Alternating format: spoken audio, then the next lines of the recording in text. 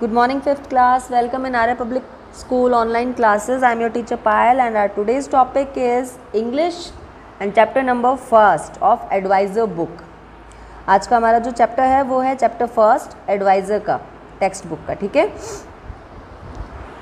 इसके साथ ही आपकी 3 बुक्स बेटा और ऐड हो गई हैं जो कि हैं आपकी कैम्ब्रिज की, जिसमें आपकी ग्रामर की बुक है, एक वर्क बुक है और एक टेक्स्ट बुक है। तो इस साल आपको 5 बुक्स जो इंग्लिश की हैं वो रीड आउट करनी पड़ेंगी, ठीक है।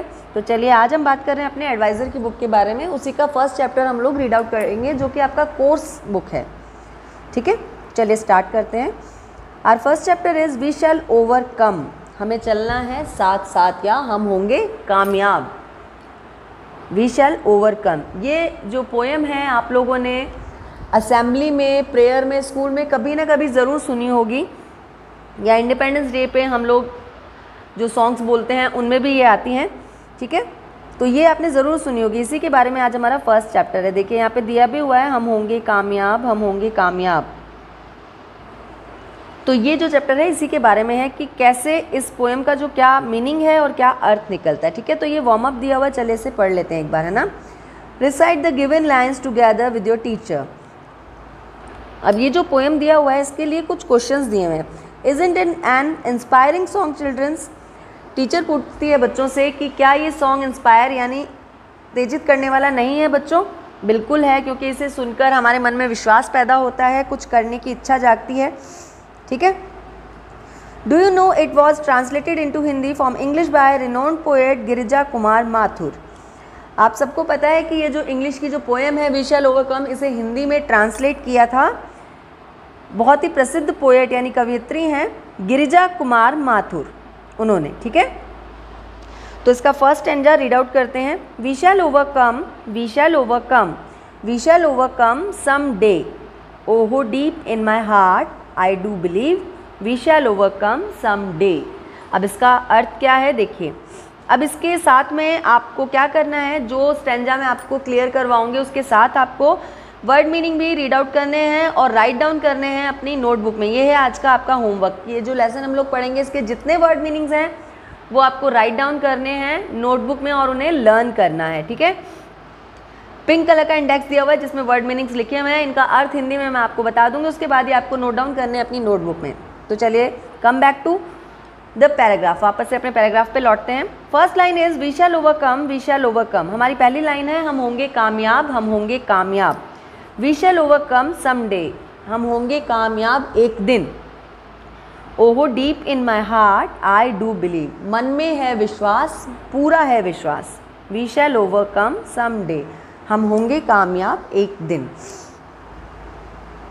तो इस पोएट में, इस पोएम में पोएट क्या कहना चाहता है कि मन में अगर विश्वास हो तो किसी भी चीज़ को हासिल करना या किसी लक्ष्य को पाना मुश्किल बात नहीं है।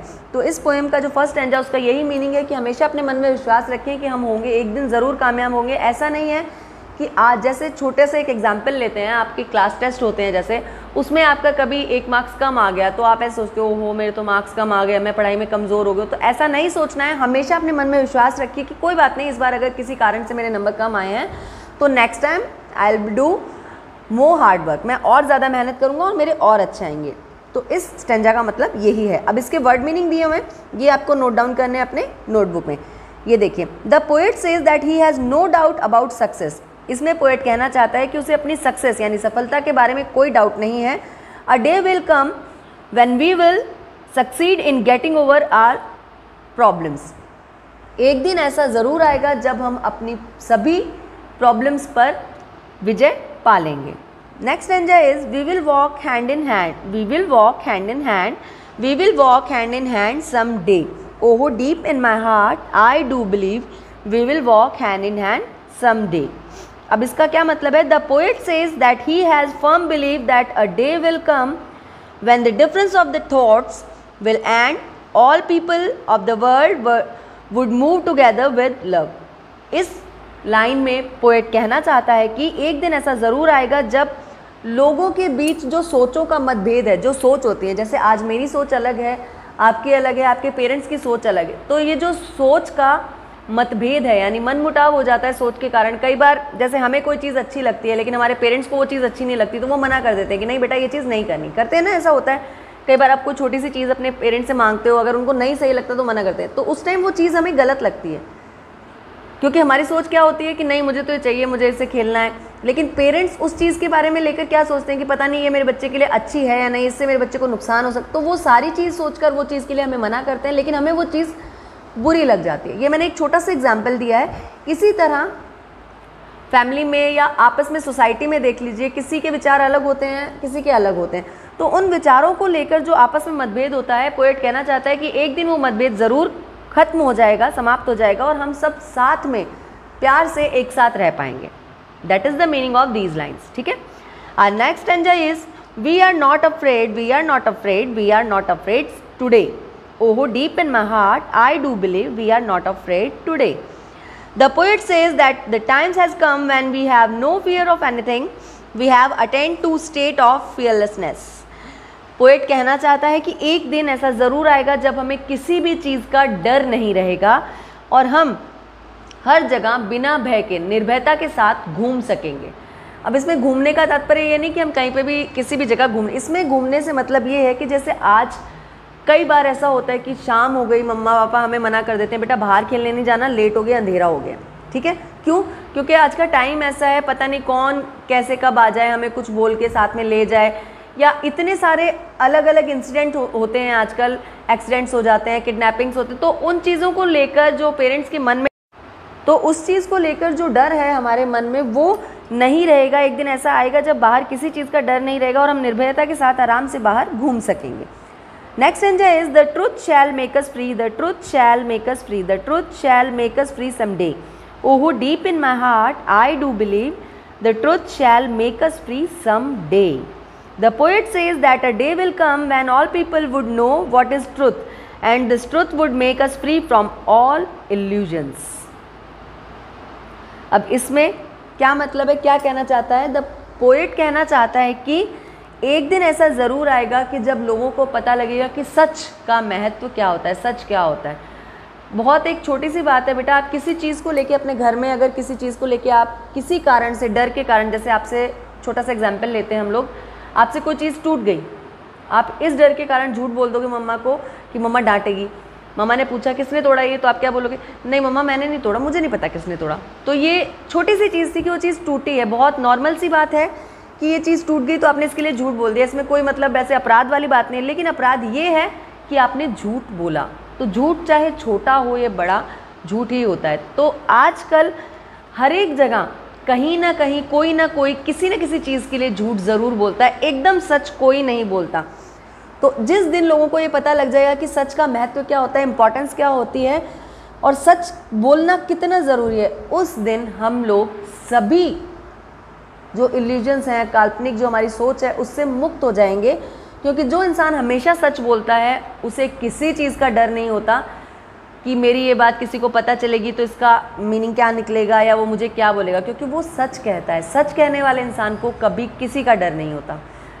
हमारे बहुत अच्छे लीडर हैं गांधी जी, आप लोगों ने सभी ने पढ़ा होगा, the father of the nation जिन्हें हम कहते हैं, बापू राष्ट्रपिता कहते हैं, बापू भी बोलते हैं कई लोग। तो वो सिर्फ एक ही चीज़ लेके चलते थे, तीन चीज़ें उनके पास थी। उन्होंने कभी कोई हथियार यूज़ नहीं किया, कोई वेपन यूज़ नहीं किया, और फिर भी पूरे इंडिया को फ्रीडम दिलवाई थी।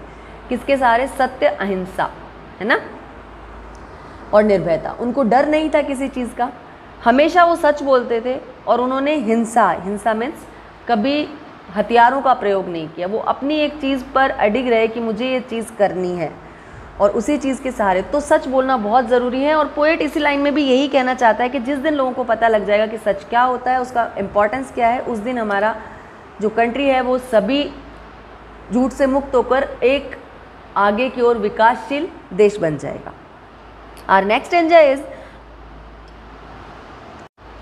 stanza is we shall live in peace, we shall live in peace, we shall live in peace someday. Oh, deep in my heart, I do believe we shall live in peace someday. The poet says that he has firm belief that a day will come when all conflicts among the people of the world will end and all people of the world will enjoy the peaceful state. In lines में poet कहना चाहता है, यानी कवि कहना चाहता है कि जो भी लोगों के बीच अशांति है, अब अशांति किस कारण से होती है?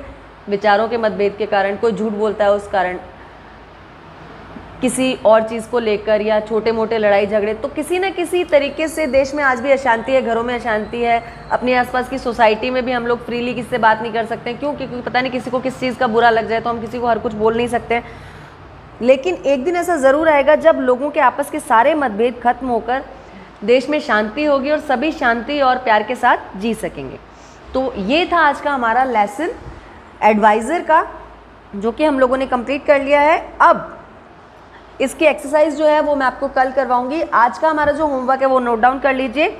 फर्स्ट चैप्टर है एडवाइज़र का, जिसके आपको सारे वर्ड मीनिंग्स जितने भी ये पिंक कलर के इंडेक्स में बने हुए सारे राइट डाउन करने हैं और उनको कम से कम 5 टाइम लर्न करना है। ठीक है, लिख के रीड आउट करना है, उसके बाद 5 टाइम लर्न करना है।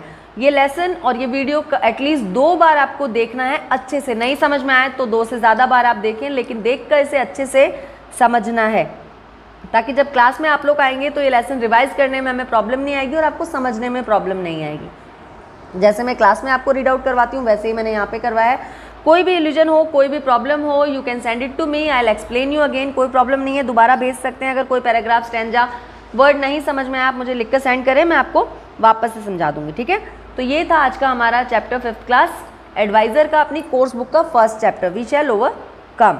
ठीक है, तो इसका होमवर्क मैंने आपको बता दिया है। Tomorrow we will start the exercise of this chapter. Till then have a good day, good bye.